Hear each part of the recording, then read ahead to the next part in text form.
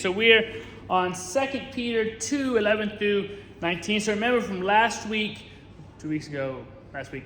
So we've been talking about this kind of warning about false teachers, and the author's trying to say, hey, God's judgment still happens. He gave this litany of ways that judgment has happened in the past, from Sodom and Gomorrah to Noah, and this little piece from First Enoch, this kind of pseudepigrapha book about these angels who lay down with human women and cause all these problems. So we're kind of continuing that thread. So now it gets fun. So we said, behold, bold and willful, they are not afraid to slander the glorious ones or celestial beings. Basically means they're not afraid to slander the angels even. Whereas angels, though greater in might and power, do not bring against them a slanderous judgment from the Lord. These people, however, are like irrational animals, mere creatures of instinct, born to be caught and killed. They slander what they do not understand, and when those creatures are destroyed, they also will be destroyed, suffering the penalty for doing wrong. They count it a pleasure to revel in the daytime. They are blots and blemishes, reveling in their dissipation while they feast with you. They have eyes full of adultery, insatiable for sin.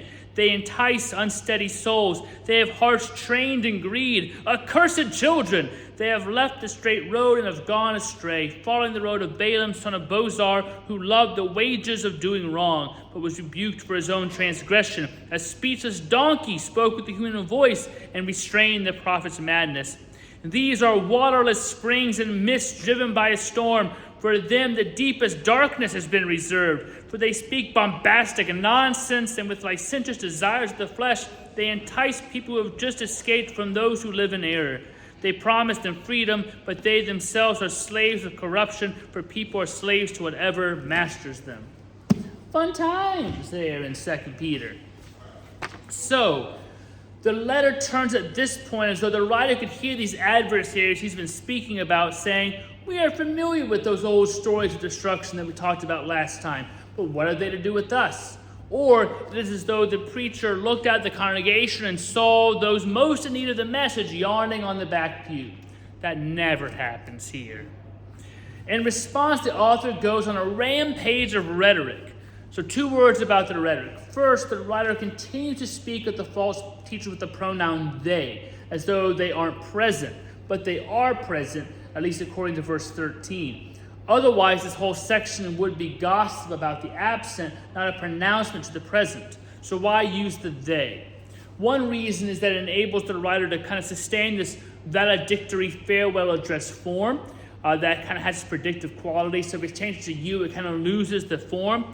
But also sometimes when you say you, people get defensive and shut out. If they say they, you kind of begin to think it's somebody else until eventually you realize, oh, he's talking about me, but it's too late. You've already heard the message. So often you don't want to kind of accuse people in a big setting of you because people get turned off. They can think it's about somebody else at first, but eventually the truth seeps in. So it's kind of a rhetorical strategy. The second word about the rhetoric has to do with its sharp denunciatory quality. It can seem a bit harsh. The writer certainly finds no redeeming qualities in these adversaries. Perhaps our ears will be held to understand that such speaking as we have here was a form of rhetoric, the art of persuasion, familiar to the audience of the time. They would sometimes go overboard, because again, sometimes it was entertaining for people to hear it, but also just kind of that flourish that grabbed attention. They didn't have TV, so hearing this kind of thing was fun. So whether the flight of speech praised or blamed the other depended, of course, on the purpose of the address. But here the author's trying to really highlight how bad and wrong these people are. That he doesn't want anybody to think, well, they may be just slightly bad. He wants to know they are bad.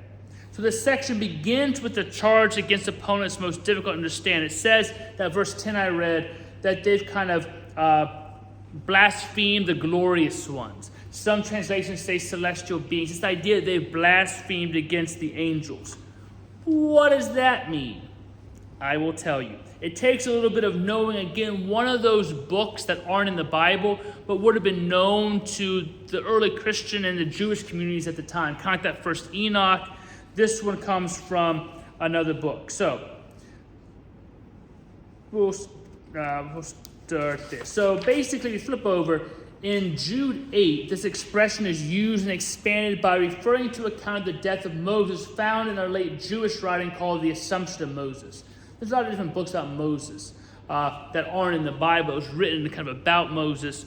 So in this, there's a story about the archangel Michael and the devil arguing over the body of Moses. And the devil claims the right to Moses' body because he said Moses was a murderer, having killed that Egyptian. Michael refrained from charging the devil with blasphemy, leaving the judgment to God. So 2 Peter, apparently not wanting to get into the Michael v. Satan story, simply extracts from the account a general charge against the heretics, these false teachers. The charge runs something like this. Even an archangel does not presume to judge another angel. Again, this idea that Satan was this rebellion angel. Some schools of thought in early Christianity and Judaism think that, others not. Whole big thing. But these false teachers are so arrogant and audacious as to blaspheme angels.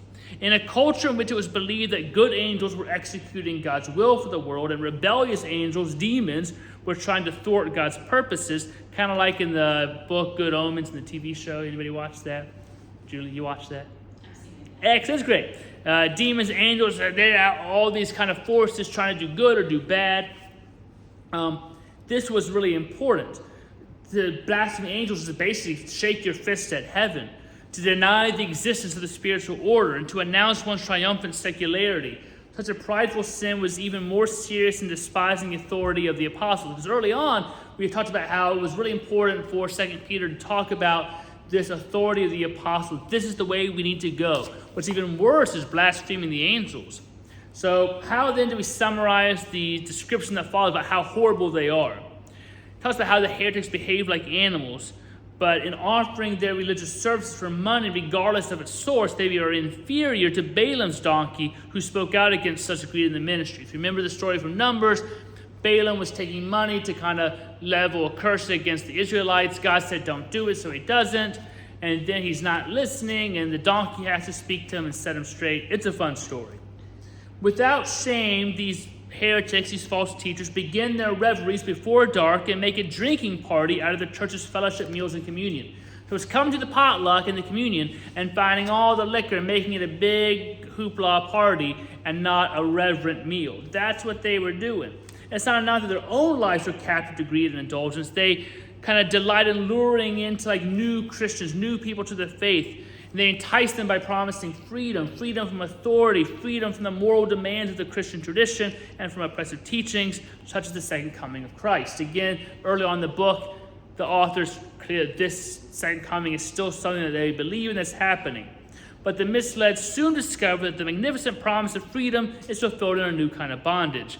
This still happens today when people are brought into churches and cults that promise one thing, but soon the converts find they're being controlled in a multitude of ways, through money, morality, threat of hell, emotions, even violence. That often happens in churches, Christian faith, Muslim, other faiths, no faith at all, a weird random cult thing. It's you're promising, hey, you're going to find your best self here.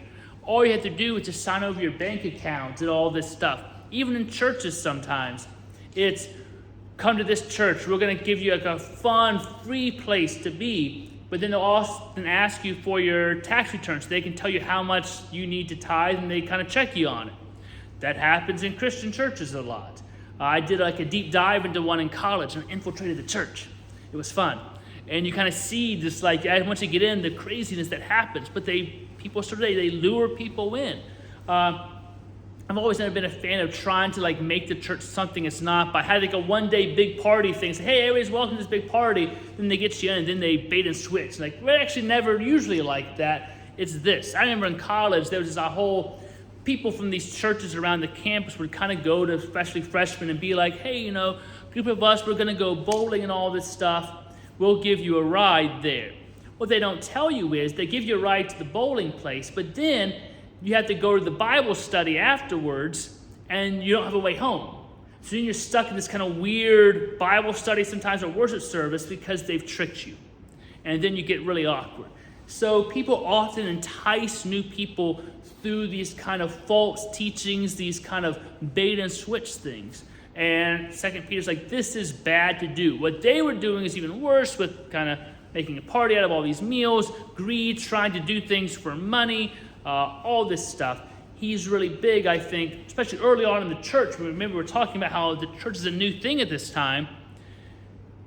Even today, when a few bad kind of churches and eggs, kind of these pastors who get accused of all these horrible things, it kind of gives a black eye to the whole of Christianity, even though it's a minority.